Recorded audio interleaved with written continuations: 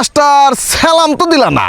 তো যখন দেখবেন কথা বলার কেউ নাই, চলে আসবে দাদা ভাই। এই যে এই শিক্ষা প্রতিষ্ঠানে সভাপতির শিক্ষাগত যোগ্যতা নিয়ে কয়েকদিন যাবৎ খুব আলোচনা চলতেছে আর কি। তো এই আলোচনার প্রেক্ষিতে আমাদের এক স্যার ছিল, তো স্যার আমাদের ক্লাসে একটা গল্প করতো। তিনি যে স্কুলে পড়াতেন সেই স্কুলে একজন সভাপতি ছিল, তো সেই সভাপতি কোনো লেখাপড়া জানতো না আর কি।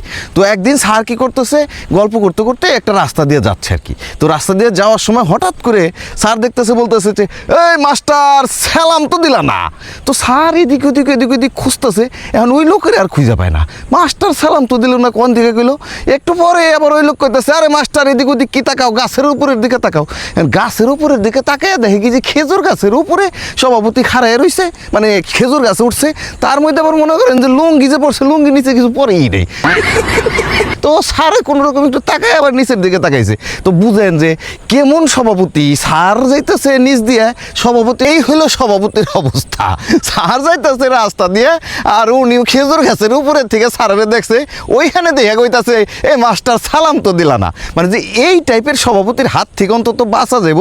এই যে ডিগ্রি পাস অন্তত লাগবে একটা শিক্ষা প্রতিষ্ঠানের সভাপতি হইতে গেলে, এটা একটা ভালো ডিসিশন হয়েছে। না হইলে এই যে কিছু কিছু লোক আছে না, যারা খেজুর গাছের উপরে থেকে কবার পারে মাস্টার সালাম দিলা না, এরা মনে করেন চেয়ার পেলি বয়ে পড়ে। এখন ওই চেয়ারটায় বসার হ্যার যোগ্যতা আছে কিনা নাকি নাই, এটা দেখার বা জানার শোনার তার কোনো কিছু মানে চিন্তা ভাবনা করার টাইম নাই, সে চেয়ার পেলি বয়ে পড়ে। মানে এই টাইপের হলো সভাপতি। তো অন্তত হলো এই যে বর্তমান সরকারের যে শিক্ষামন্ত্রী সর্বশেষ যে সিদ্ধান্তটা নিচ্ছে, অন্তত ডিগ্রি পাস একজন সভাপতি থাকবে।